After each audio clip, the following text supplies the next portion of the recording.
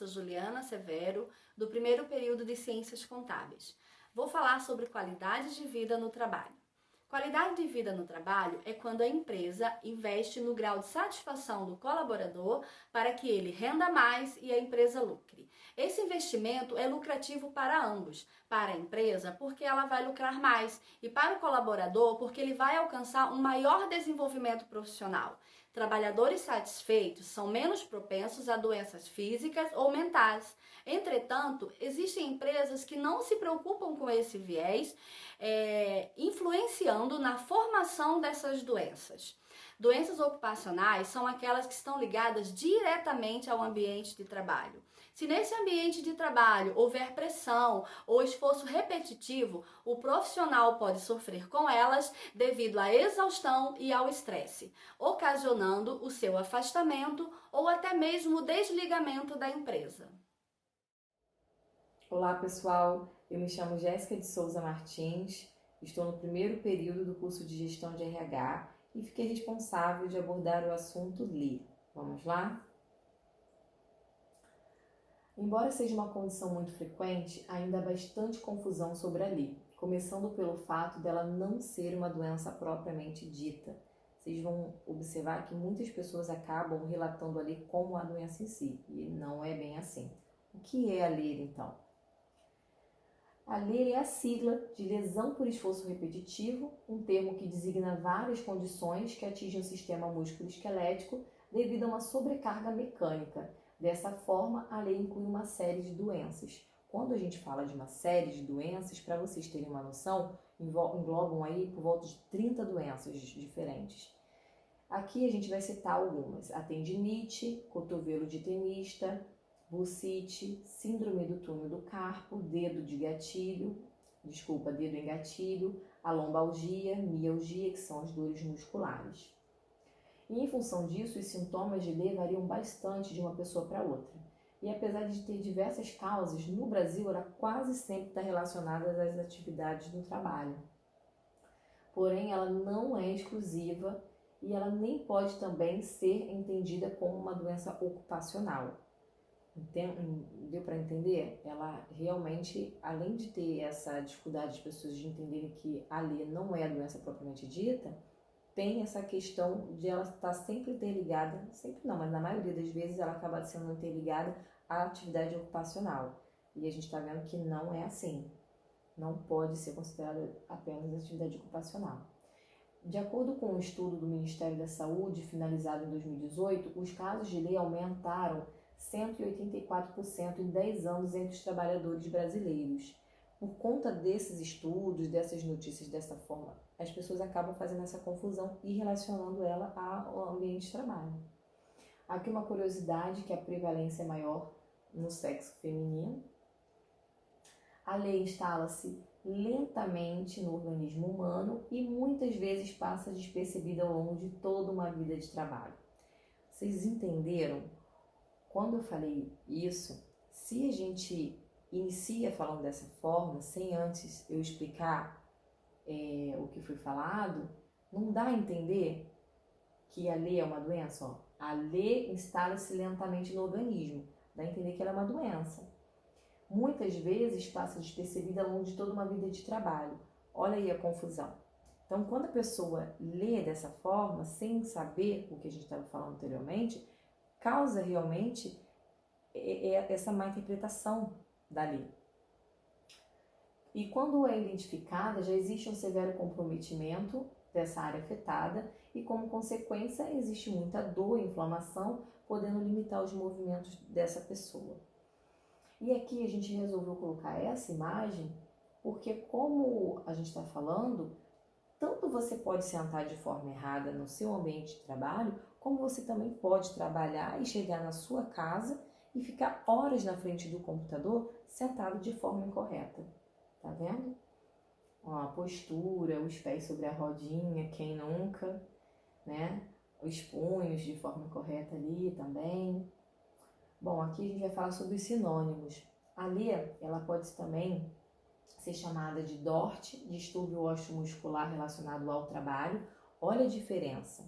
A LE, a gente falou por diversas vezes que ela tanto pode ser relacionada ao ambiente de trabalho como não. E DORT já é relacionada apenas ao ambiente de trabalho.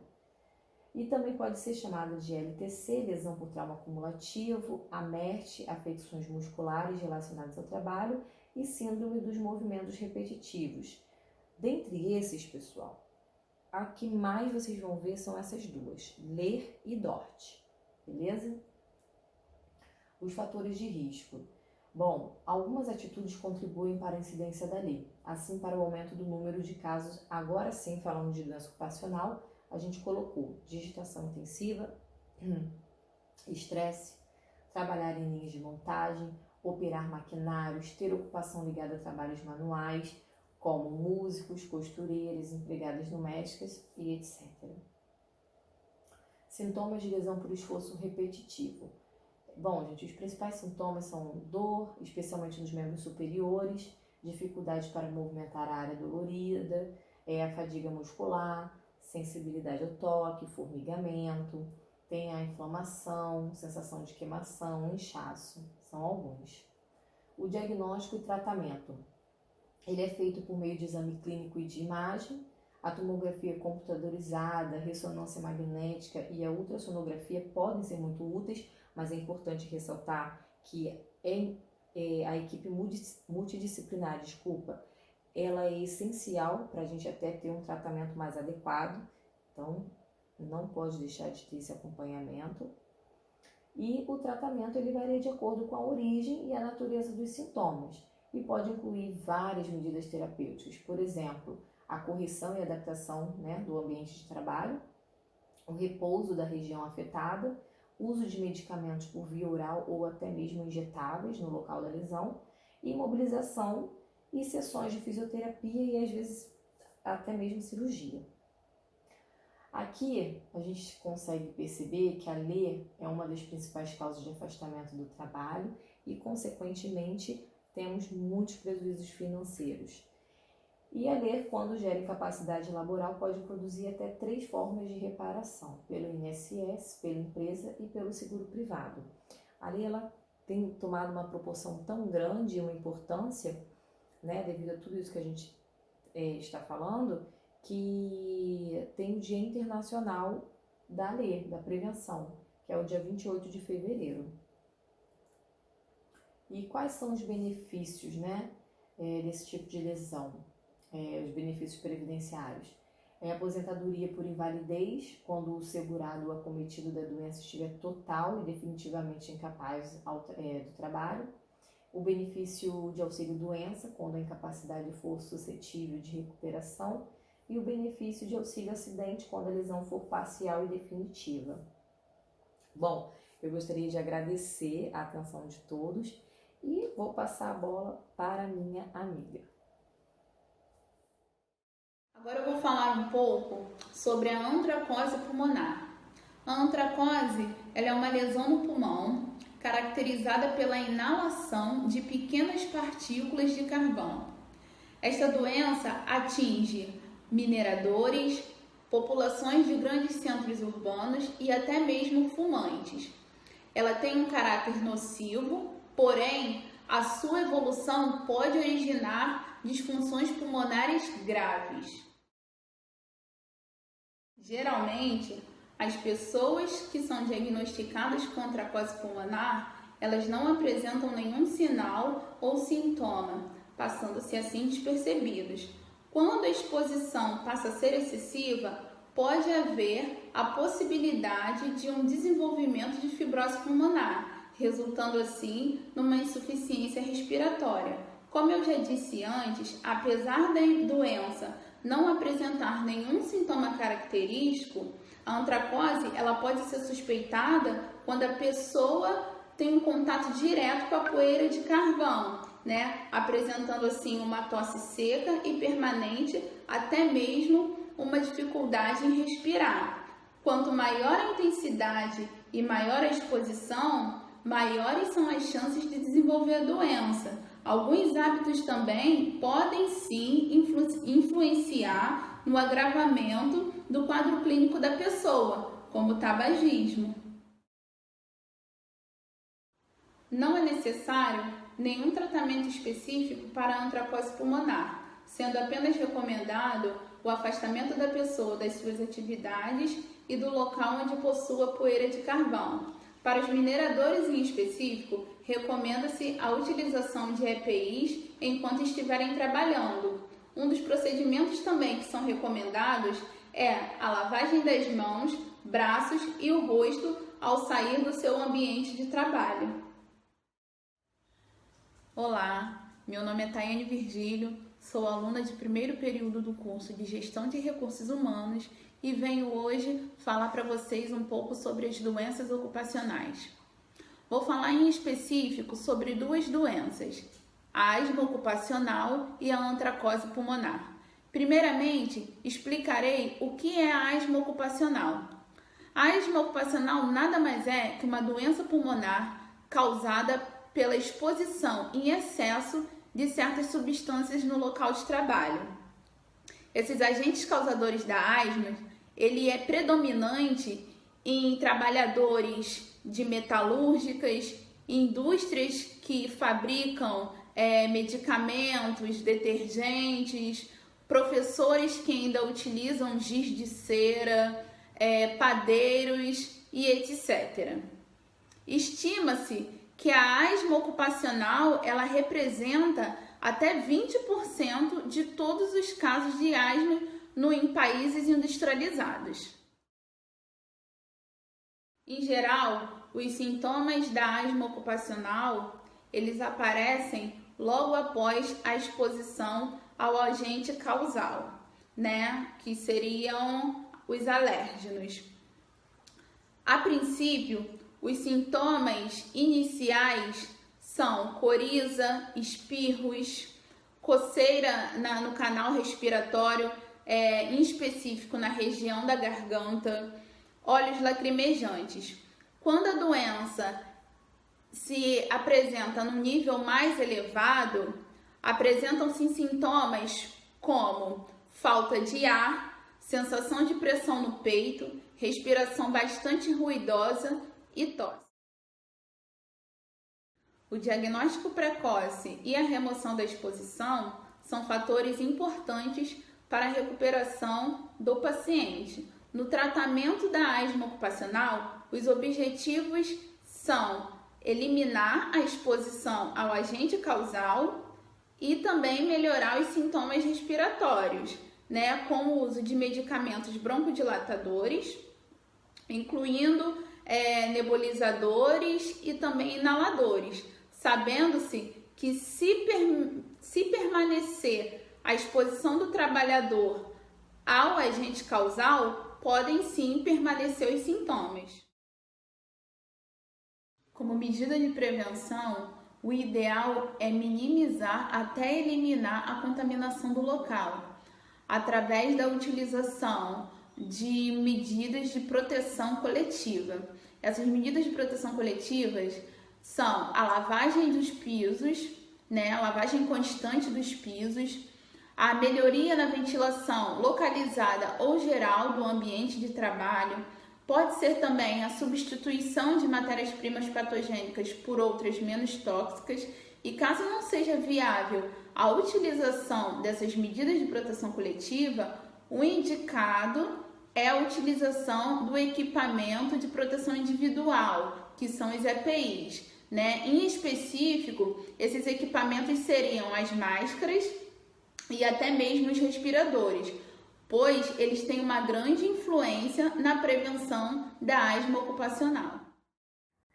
Olá, eu sou a Andressa Paula, curso do primeiro período de Ciências Contábeis e hoje eu vou falar sobre surdez temporária ou definitiva ocupacional.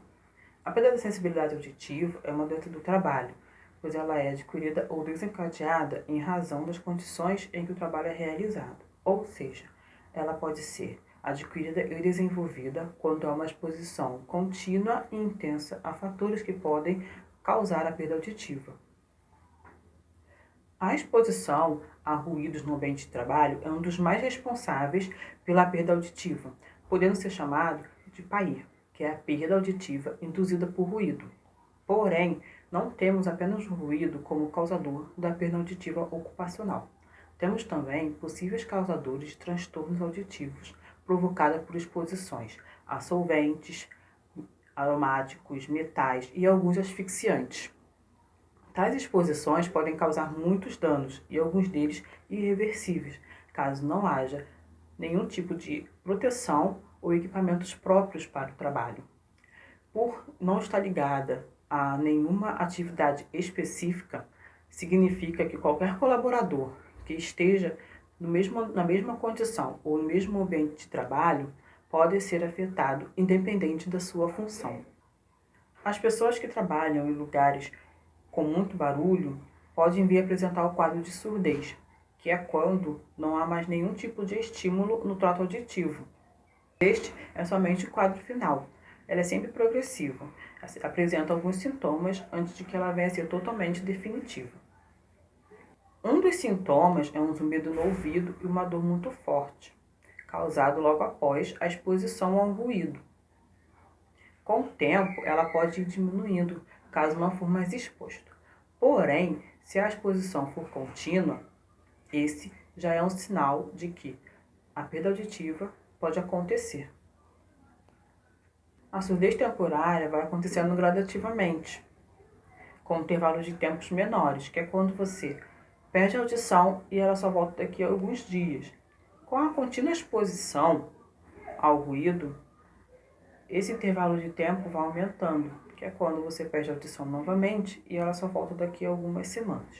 E quanto mais exposto a ruídos, a fatores causadores da perda auditiva, de maneira rotineira, sem o uso de EPIs como protetor auricular, abafador de ruídos e máscara de proteção, pode vir a causar a surdez definitiva. E esse já é o quadro irreversível. Nos ambientes de trabalho, as ações de prevenções devem ser priorizadas. Existe limite de exposição descrito pela legislação, que conta também com orientações sobre programas de prevenção e controle de riscos, os quais devem ser seguidos pelas empresas, para que o ambiente de trabalho não venha a ser prejudicial à saúde dos trabalhadores. Com isso, a melhor maneira de prevenir a perda auditiva é com a correta utilização de equipamentos de proteção individual, em especial o protetor auricular para lugares com ruído. E para quem trabalha com produtos químicos que podem causar a perda auditiva, é fundamental a utilização de máscaras com protetores respiratórios. Porém, a proteção coletiva não deve ser deixada de lado, com o isolamento das fontes que podem causar a perda auditiva. Olá pessoal, meu nome é Juliane Correia e eu curso o primeiro período de administração. O assunto tratado será o DORT, que representa a sigla para distúrbios osteomusculares relacionados ao trabalho, que em 1998 surgiu para substituir o LER, que são lesões por esforço repetitivo, por dois fatores. O primeiro é que a maioria dos trabalhadores com sintomas no sistema músculo-esquelético não apresentam evidências de lesão em qualquer de sua estrutura. A outra razão é que, além do esforço repetitivo, que é a sobrecarga dinâmica, outros tipos de sobrecarga no trabalho podem ser nocivas para o trabalhador, como sobrecarga estática, que é o uso da concentração muscular por períodos prolongados para a manutenção da postura, excesso de força empregada para a execução das tarefas e uso de instrumentos que transmitam vibração excessiva, além de trabalhos executados com posturas inadequadas. O DORT atinge principalmente as mulheres em sua faixa etária economicamente ativa, entre 30 e 40 anos. Os fatores de risco que desenvolvem as lesões são movimentos repetitivos, esforço e força, postura inadequada, trabalho muscular estático, invariabilidade da tarefa, choques e impactos, pressão mecânica, vibração, frio, fatores organizacionais, falta de tempo para estruturas se recuperarem, estresse emocional, exigência da produtividade. Apenas um fator de risco não é o suficiente para o desenvolvimento do DORT. As formas clínicas mais conhecidas por serem as mais incidentes que o DORT costuma desenvolver são dedo em gatilho, doença de Kervin, epicondilise lateral, epicondilise medial e bursites. Os sintomas podem ser enquadrados em 4 estágios. No primeiro estágio, a pessoa sente apenas desconforto e peso no membro afetado e não interferirá na sua produtividade. No segundo estágio, a presença de dor já é constante durante a atividade. No terceiro estágio, a dor é forte e persistente e o repouso atenua a dor, somente o repouso. No quarto estágio, a dor já se encontra insuportável e existe perda evidente de força. Para obter o diagnóstico, precisa que o indivíduo procure o médico para análise de suas atividades e para que sejam feitos exames para chegar à conclusão de que o indivíduo possui DORT ou não. Para que o DORT não seja desenvolvido, a melhor forma é a prevenção. Ações podem ser adotadas para evitar DORT. O que o indivíduo pode fazer para que previna? Realizar pequenas pausas para descanso do músculo, 10 minutinhos por dia, fazer alongamentos, utilizando a área do corpo que mais sofre com a repetitividade, não realizar força exagerada, repetitiva. O DORT tem cura. Então é importante que o trabalhador procure ajuda médica o quanto antes, para que então ele possa fazer o tratamento, que se dá através de medicamentos anti-inflamatórios e fisioterápicos. Tendo o indivíduo, ele é redirecionado em sua função. Em casos mais avançados do DORT, o trabalhador precisa ser afastado da sua atividade. Tendo em vista tudo que foi dito, chega-se à conclusão de que a melhor forma de se evitar o DORT é a prevenção. Anderson Melo de Lima, do primeiro período de administração. Hoje estarei falando sobre a síndrome de burnout, que é um distúrbio psíquico de caráter depressivo, precisa de esgotamento físico e mental. Também pode ser conhecido como síndrome de esgotamento profissional, onde o psicanalista alemão Freud se autodiagnosticou nos anos de 1970. Com o desejo de ser melhor e o seu grau de desempenho mede-se a sua autorrealização de sucesso, onde a sua satisfação termina quando o seu desempenho não é reconhecido pelo seu gestor. Nesta busca, sofre desgaste físico, fadigamento e exaustão.